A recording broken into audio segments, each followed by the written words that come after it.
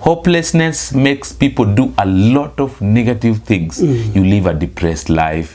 Uko tu hapo. You're wondering what will happen until you want to ensure that you use or you find out some permanent solutions to that temporary problem.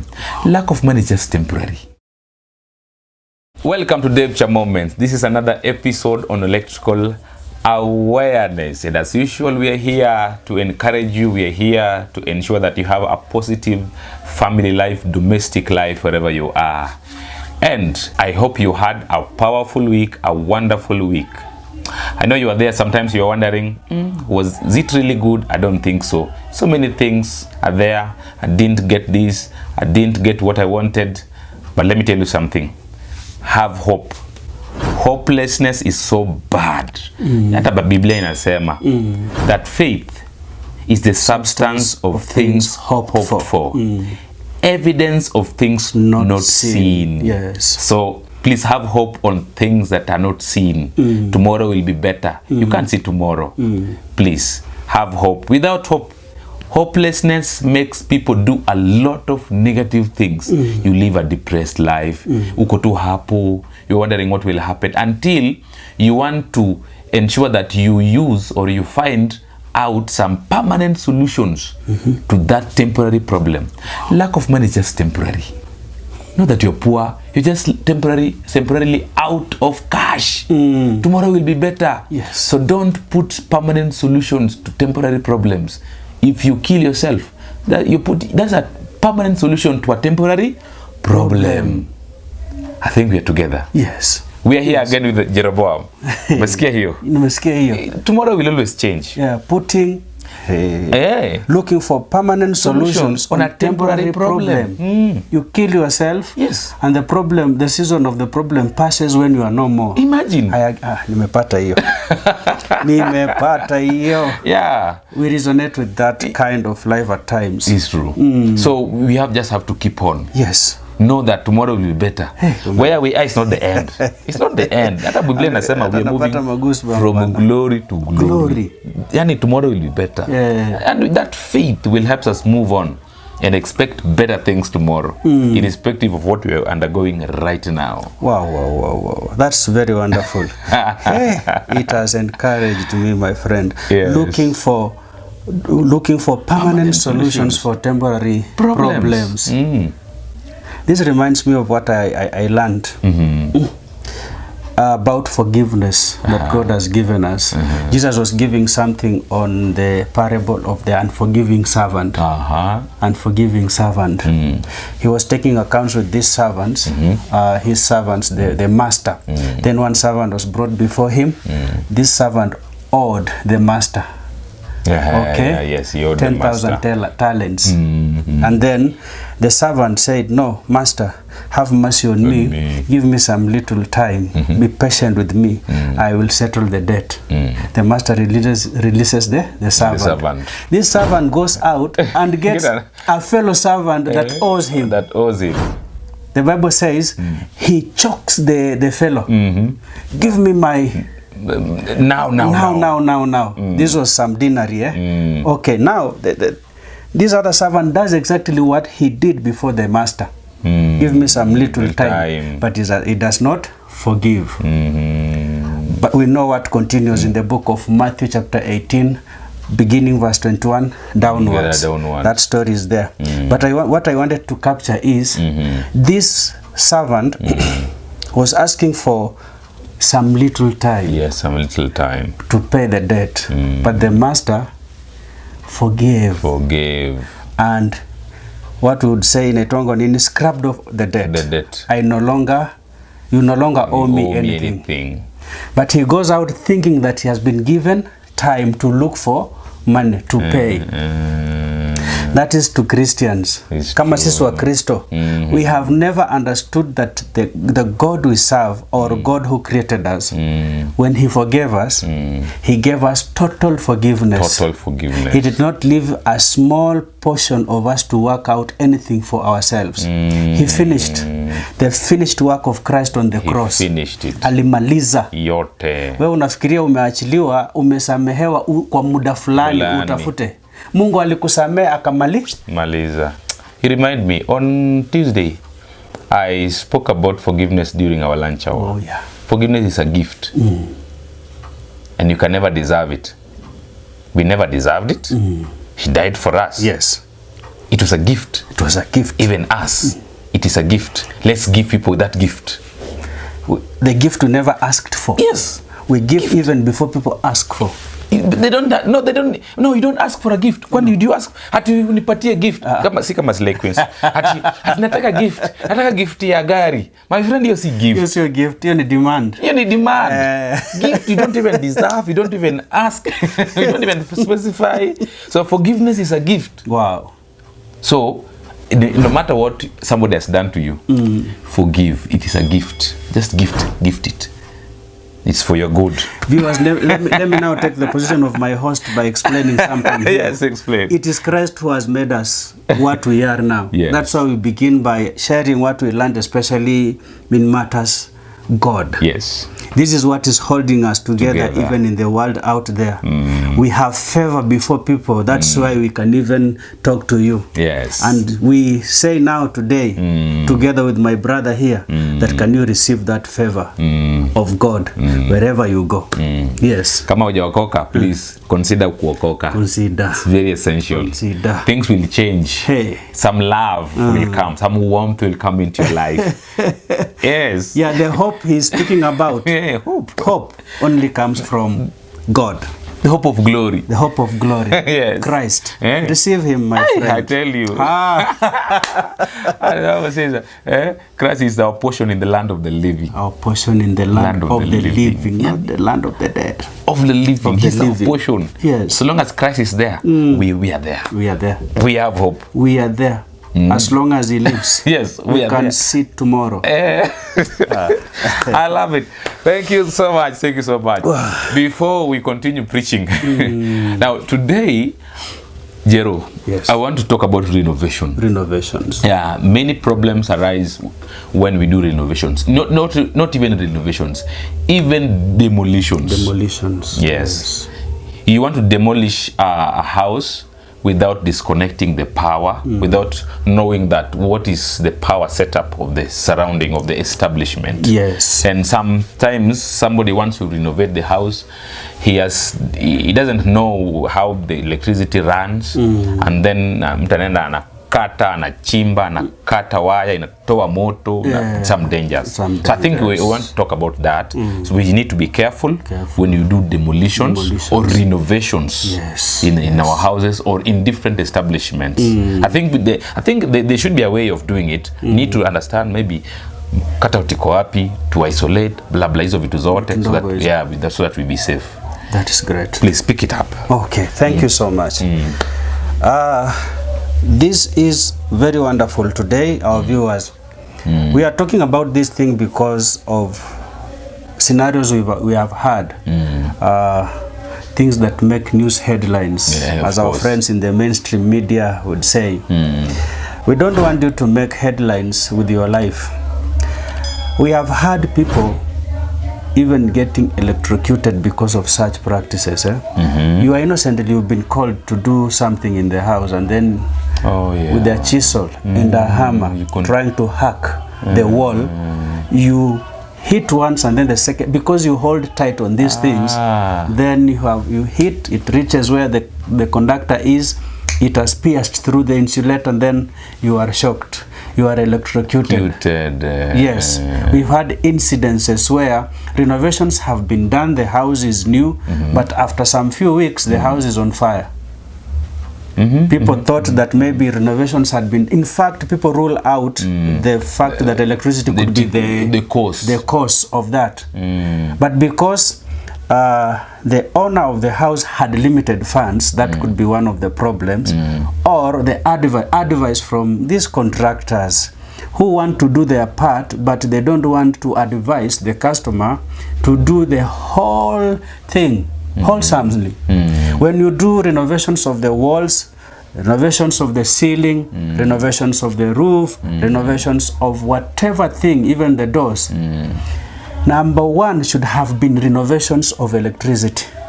Make sure all the wires are okay for you to avoid either instant accidents or accidents that may occur just after you have renovated your house. Why? Because when renovations is done, shocks may not happen, ndio, lakini electricity may have been left loose somewhere. Yes. So you can be innocently called to do a renovation in the house. And then such a thing happens. Or if it was not loose connections, extensions, especially when people are extending another house from the main house, the gauge of the wire that is being used is just connected to another without considering what we call the length that causes resistance. Resistance. So when you extend, you need to know which distance is there between where the main switch is, where the consumer unit is, between there and where the extension is, so that you are able to calculate. Calculation is paramount. You are able to establish which kind of cable are you going to use. You will be able to establish another thing if you are to introduce another consumer unit in the extension. Okay. Yes. So you can introduce another one in the middle. Yeah, in the middle. Okay. So that you do another cable from the meter box to the new extended house. You do another small consumer unit to take care of resistance, and you know resistance results into heating. Yes. And then this heating produces fire eventually. It's true. So heating due to resistance and heating due to loose connections is prevalent, though not reported. It is rampant, but it is not reported because people rule out. Everybody, mwingine atasema ni gas, mwingine atasema ni kiberiti, mwingine atasema stima inakuanga ya mwisho. This week we have had things happen in Kisii. Kisii. Watoto waligonjeka, walichomeka wangapi, wawili ama watatu? Wawili, things ni wawili. Na hapo ingine imetokea, ingine wapi? Huko Mombasa. Juzi ni Mombasa somewhere, kama si Msambweni ni mahali. Na hizo zote huenda ni stima. Just leaving things unattended. So this is what we want to avoid. Yeah. Now, what do we do now when we are doing renovations? Make sure there is proper safety switching before other workers in the renovation are engaged. Proper safety, not just switching, safety switching. For example, you introduce a circuit breaker somewhere. You may have gone and put off from the consumer unit, but there are incidences where the wiring from the meter box was done passing through the house, and then assuming the meter box is in this side, and then the consumer unit is in this side. Now the sub-mains, the cables coming from the meter box pass going through this side. Now you have put off power, thinking that you are safe in this direction, not realizing that there was another hidden wire down here. So you are shocked by the wire that is coming from the meter box, yet you had disconnected. So people ask themselves, nilikuwa nimezima from the consumer unit. What happened? There are some hidden wires underground. They may run through the house to the consumer unit from the direction where the house has been extended to. But because by the way, you may never know. So what do we do in such incidences? Number one, do a safety switch from the meter box. So it's better to do it from the meter box. Yeah. So that should there be any eventuality, it is taken care of. It operates, especially these double pole circuit breakers. They switch off. Now, who does that? You need to engage your electrician. People from UK call them the spark. The spark. It is an informal word. Now engage them. What do? They come identify any hidden wires, any hidden cables. After they have identified, maintain them there. Be with them. At least they should be there to ensure that they see any eventualities. Yes, they are there. They follow. They follow and make sure that any eventuality they are there to rectify. Should that thing happen, they rectify before plaster is done, they rectify the wires and do proper piping again. Another work of the electrician in your presence is to help you design also. What can we do in this kind of the house? Like I have said before, should we introduce another consumer unit to take care of maybe this other new house? The extension. Or you may not extend, but you are making your house to be modern. Yeah. So this electrician will be able to help you do modern lighting, modern fitting, and establishment. With the days of the gypsum and more lighting. Yes. Yeah. The days of the wall brackets. The wall brackets. And everything. They have to be there. And make sure you discuss as two mature ones. And this is what I think as an electrician. And then you as the owner of the investment. Yeah, this is also what I think. You discuss all the things. Electricians don't go for the job because of money. Advise our customers well. They better even wait to look for funds first, and so then you do a long-term thing. They do a good thing. Okay, so you should not be, you just do, you ready? Hey, this is what I want, money, and then you work without doing analysis of the situation and advising them properly. Yeah, I think that is we have had a problem of where a proper electrical contractor has gone somewhere, and then another electrician who began work the other day goes and then offers to do the work at a cheaper cost. So that the customer is convinced, is persuaded otherwise.